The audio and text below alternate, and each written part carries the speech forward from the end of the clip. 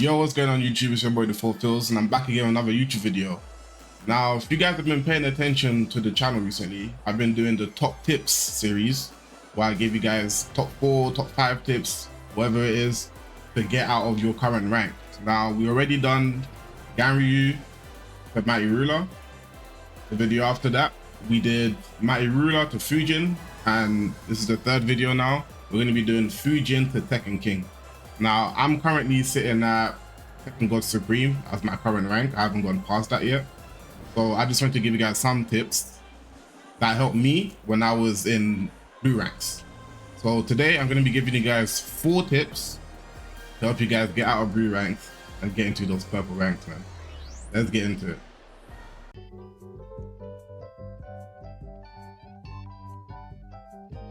Alright, so number 1, you're going to want to start introducing sidestepping and side walking into your game plan.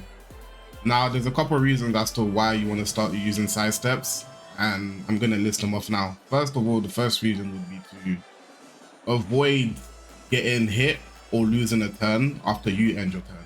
Now, if that sounds confusing, let me actually explain it. If I end my turn with something safe, for example, I end my turn with down forward 1.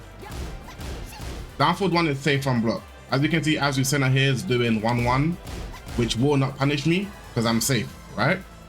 Now, I don't necessarily need to block in this situation. I can steal a turn by side walking, like this. So this is what I mean when I say, stealing a turn, like basically using your sidestep in order to keep a turn after you safely landed a move. This would only work on moves that are safe. If you're throwing out something that's unsafe, for example, if I throw out this homing attack 3+4 -10, I cannot actually move afterwards. I would just simply get punished, right? But if you throw out something that is safe enough, you have enough time to move afterwards. I'll do that again. Not stepping. There we go. So include side steps. This will make it very hard for your opponent to keep taking the turn back, because what I've realized is that the blue ranks, a lot of the time when people end their turn, if they do something like this, they'll just block afterwards because they're like, okay, my turn's finished, I have to block, which is fair enough. You don't always want to go for the side step. You want to keep your opponents guessing. But when you realize a pattern where your opponent is consistently taking their turn back with the same thing, example would be 1-1, or if you're playing against a Kazuya, he might do 1-1. I don't know, Reina, they might do any character in general. If they're responding with a straight attack that's not homing a lot of the time, if you're safe and you ended your turn with a move that is safe, sidestepping would be a good option there. And again, examples of punishes. You know what I mean? You can get a launch. Nina. You can get a lot. Right? Then you go into your combo, whatever it is. Big damage. And it's back turn, so they can't block afterwards because they'll be facing, their back will be facing you, so they won't be able to block that at all. So that's number 1. Side steps become very useful when people become predictable with the button they use to take the turn back. That's number 1. Then we have avoiding heat smashes. Avoiding heat smashes. A lot of people get very scared when people activate heat, which is fair enough. Heat is very scary. People can just throw it out at ranges. However, a lot of the time you know when your opponent's going to throw out the heat smash, but you're too scared to do anything because the heat smash will beat your button. However, which is the most case for a lot of these characters, heat smashes can be sidestepped, whether to the left or right. A lot of characters it's both. Depending on the range, you can step. So I'm going to tell Azucena to do a heat smash, and I'll show you an example. Alright, so here I have Azucena set to do her heat smash on the recording, and I'm going to show an example of just side walking, to be specific, not side stepping, side walking. So you want to hold up or down, you're stepping afterwards to avoid the heat smash. Now this is really useful because a lot of people heat smash without really thinking. They do it really brainlessly. This will make them think about it. Let me do it again. I'll stand a bit closer.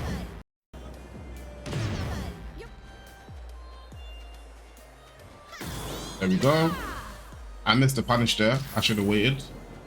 There's the step.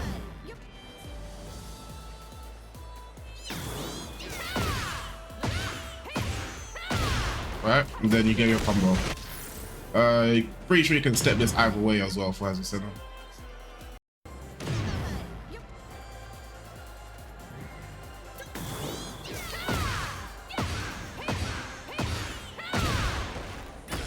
Yep, there we go. So that's another reason you want to be stepping heat smashes. A lot of heat smashing in this game are steppable. There are some exceptions, like, you know, there's characters like Devil Jin. You don't really want to risk that. His one goes full screen, too much tracking.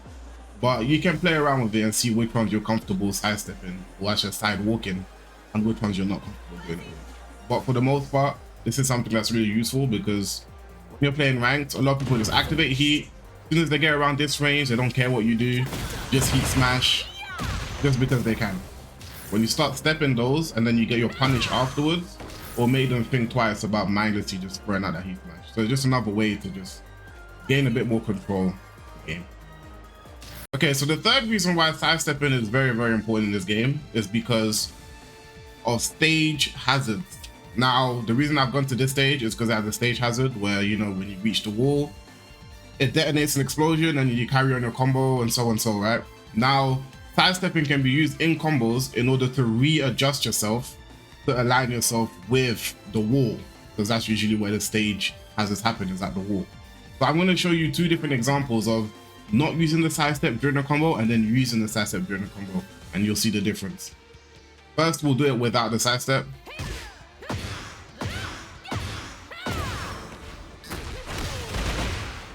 Easy at the wall. As you can see, I was on the edge of the wall. I did not hit the stage hazard, which is the orange part.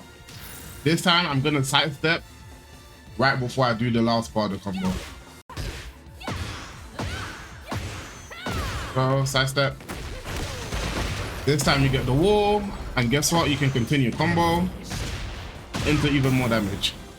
Why is that so important? Because that could be the difference between you winning an entire game compared to your opponent is still alive and you still have to make guesses for the game. It makes a huge difference. The damage is a lot more. You know, there's no point keeping your opponents alive when you can end it there and then with a simple optimization. So even small things like say here, for example, I do this heat burst. Something as small as this, right? But let's just say now that was, let's say I just done a sidestep there instead, right? Sidestep right, now I get this. Now all of a sudden I get this into more damage. So sidestepping to readjust yourself mid combo is very, very, very strong, especially for stages that have stage hazards. Even for stages that don't have any stage hazards but just have walls, it's still good just to get the wall in general for more wall carry. So yeah, that's the third reason why sidestepping is really, really good.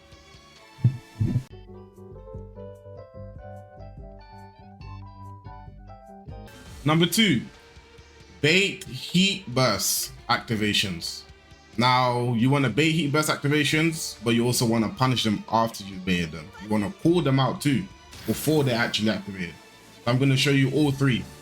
Now, a very common time where people tend to do heat burst is after you've done your heat burst. So let's just say I do heat burst and my opponent does heat burst after me. This is a very common thing in Tekken 8. It doesn't have to be in this specific situation, but this is specifically for when you're calling out people's heat bursts. Now, if I do heat burst, opponent does heat burst. If you want to call the heat burst out, you need to start doing more backdashes in your game. So if I was to do this, backdash, all of a sudden my opponent's heat burst whiffs. Now you need to be ready for this. This is the important part. You have to be ready for your opponent to whiff the heat burst, and you want to be ready with a launch punish.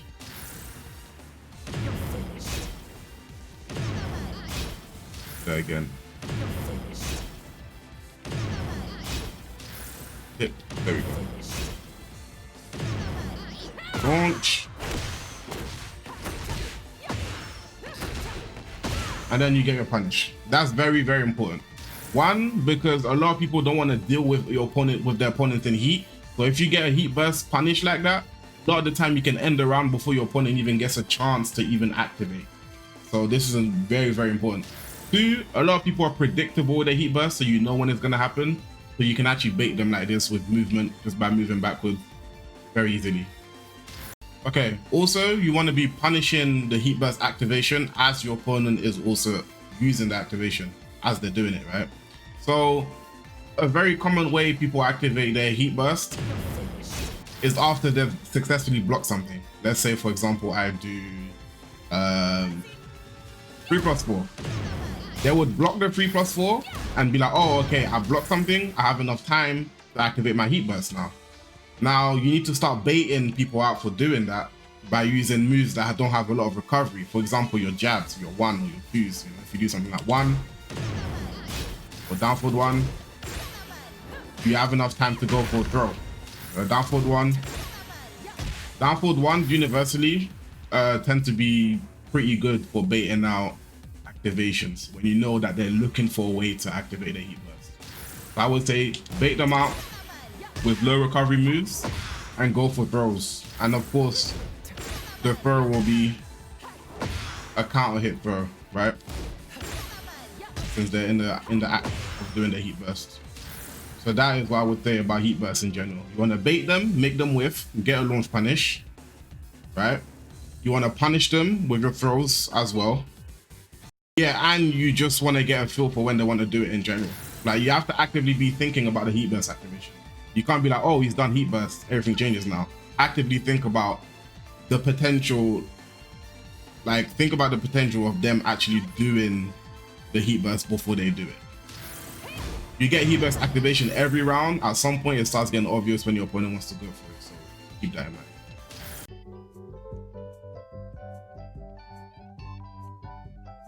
At number 3, you want to optimize your stage hazard combos. Now, what do I mean by this? Every character in the game tends to have a preferred way to actually to detonate the stage hazard. For example, for Nina, she gets a combo. Let me get rid of this. For example, for Nina, she gets a combo. Once I actually get them there, once I get them to the wall, there's a preferable move that Nina would prefer doing in order to actually detonate the bomb. For Nina, she has a few. It would be something like this. Forward, 3, right? Could do more.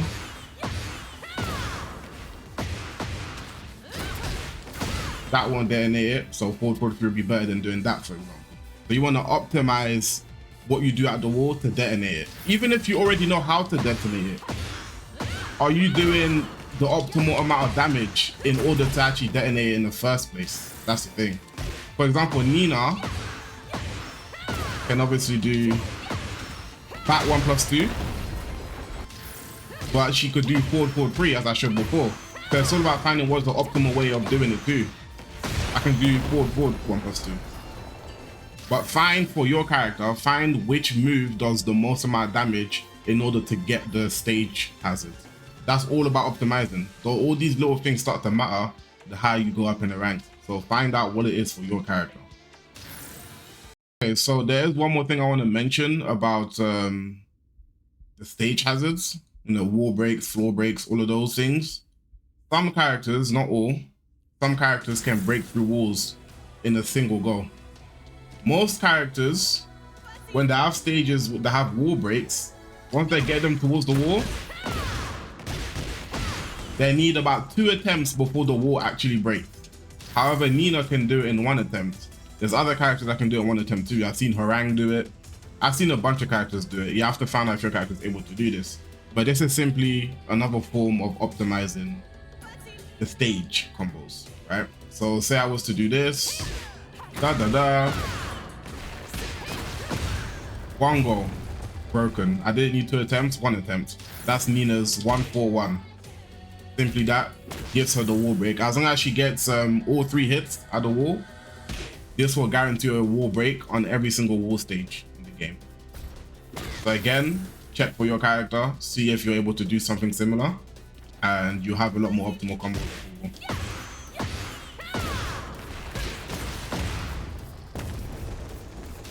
right? So that is number 3.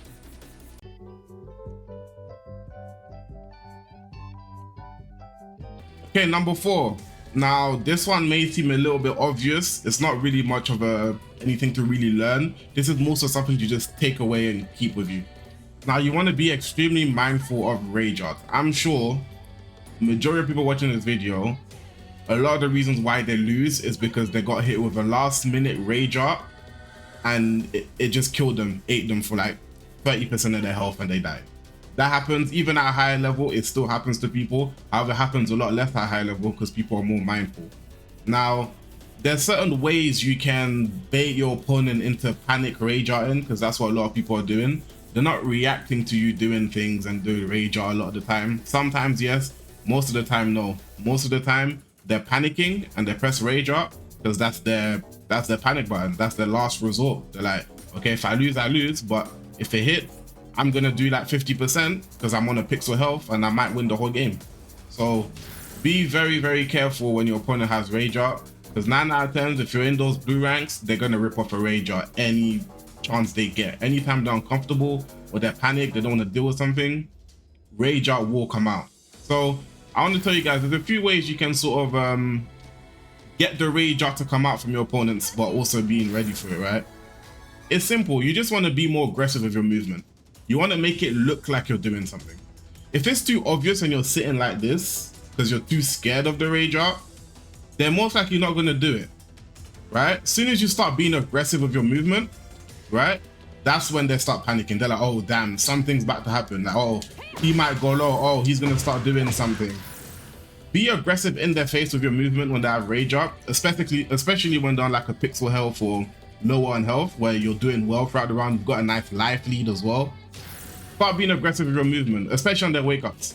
You get a knockdown, be aggressive. You don't have to press anything though. That's enough. You get a combo, for example, right?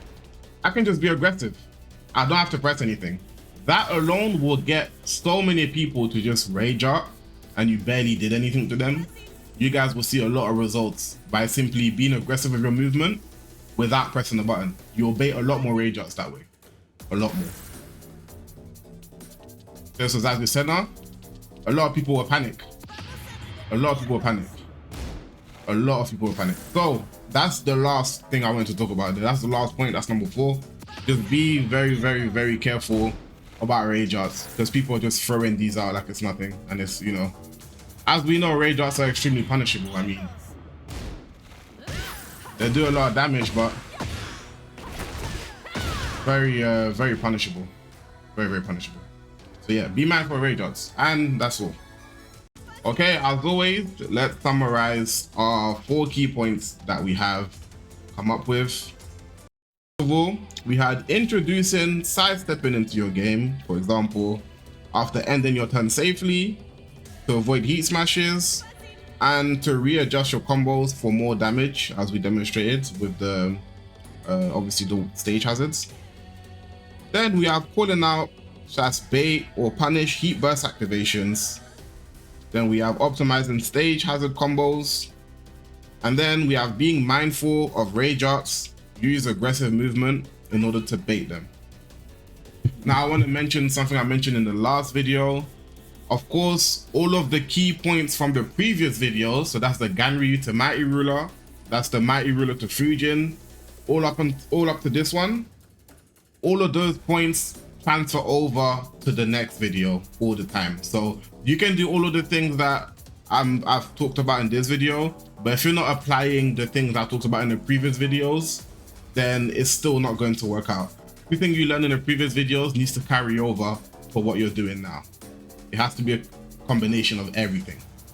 So, okay, that's pretty much all I have to say. Let me know if this video helped any of you guys. I'm down to talk in the comments if you guys think I missed anything, or if there's anything I didn't cover. I'll respond to you guys in the comments. I also want to say I appreciate the love and support on the videos recently. You guys have been like liking the videos, coming in, being very interactive. A lot of you guys are sharing the videos as well. I appreciate that. Make sure you guys are still sharing the videos.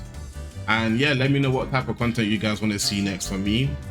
And I'll see you guys in the next one. Like and subscribe.